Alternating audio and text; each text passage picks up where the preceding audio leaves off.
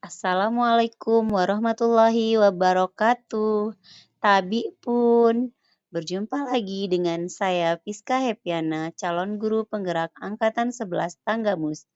Dalam kesempatan ini saya akan menyampaikan refleksi dwi mingguan modul 2.2 tentang pembelajaran sosial dan emosional.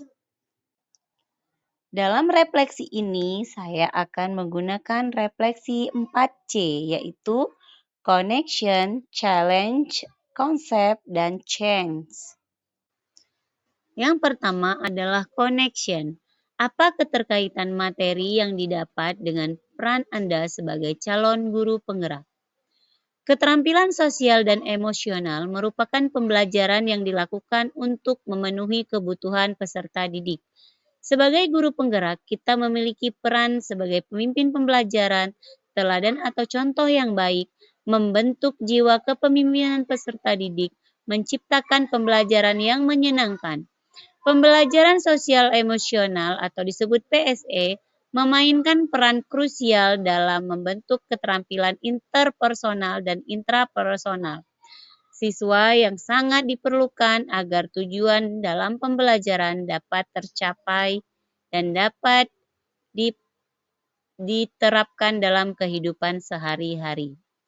Calon guru penggerak harus mengintegrasikan PSE ke dalam praktik pembelajaran mereka untuk menciptakan lingkungan belajar yang mendukung perkembangan emosional siswa seperti dengan melaksanakan piket kelas, berdoa sebelum belajar, menyambut dan menyapa peserta didik dengan hangat, menyediakan ruang untuk diskusi terbuka, mengajarkan empati, dan melatih kemampuan mengelola stres. Selain itu, mereka juga harus menjadi teladan dalam hal pengelolaan emosi dan keterampilan sosial, sehingga siswa dapat belajar melalui observasi. Dengan demikian, calon guru penggerak bukan hanya berperan sebagai pengajar mata pelajaran akademis, tetapi juga sebagai fasilitator perkembangan holistik siswa yang mencakup aspek sosial dan emosional. Yang kedua adalah challenge. Adakah ide materi atau pendapat dari narasumber yang berbeda dari praktik yang Anda jalankan selama ini? Dari pembelajaran yang sudah saya terapkan berdasarkan materi dalam modul sudah sangat sesuai dengan apa yang dibutuhkan oleh peserta didik.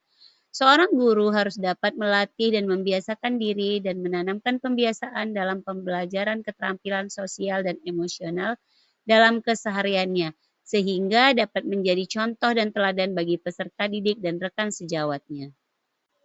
Yang ketiga adalah konsep.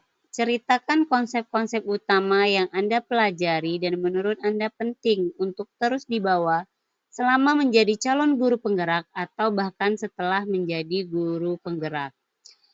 Konsep utama yang penting untuk dipelajari adalah tentang keterampilan pembelajaran sosial emosional dengan kesadaran penuh atau mindfulness. Pembelajaran sosial dan emosional atau juga disebut PSE adalah aspek krusial yang perlu terus dibawa dan diterapkan oleh calon guru penggerak maupun guru penggerak. Konsep penting dalam PSE mencakup 5 kompetensi inti, yaitu kesadaran diri, manajemen diri atau pengelolaan diri, kesadaran sosial, keterampilan sosial, dan pengambilan keputusan yang bertanggung jawab.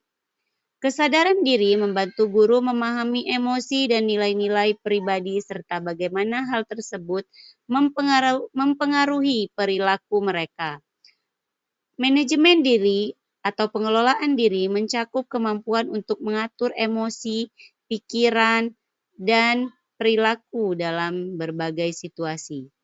Kesadaran sosial melibatkan kemampuan untuk memahami perspektif orang lain dan menunjukkan empati. Keterampilan berhubungan sosial atau kesadaran sosial mencakup kemampuan untuk membangun dan menjaga hubungan yang sehat dan saling mendukung. Terakhir, pengambilan keputusan yang bertanggung jawab melibatkan kemampuan untuk membuat pilihan yang konstruktif dan penuh pertimbangan mengenai perilaku pribadi dan interaksi sosial. Dengan mengintegrasikan konsep-konsep ini, guru penggerak dapat menciptakan lingkungan belajar yang positif dan mendukung perkembangan holistik siswa. Yang keempat adalah change. Apa perubahan dalam diri Anda yang ingin Anda lakukan setelah mendapatkan materi tentang PSE? Setelah mendapatkan materi pembelajaran keterampilan sosial dan emosional, ada beberapa perubahan dalam diri yang ingin saya lakukan. Pertama, saya ingin menjadi lebih empatik dan mampu memahami perasaan orang lain dengan lebih baik. Dengan demikian, saya dapat membangun hubungan yang lebih positif dan mendukung di lingkungan sekitar. Kedua, saya ingin meningkatkan kemampuan mengelola stres dan emosi negatif.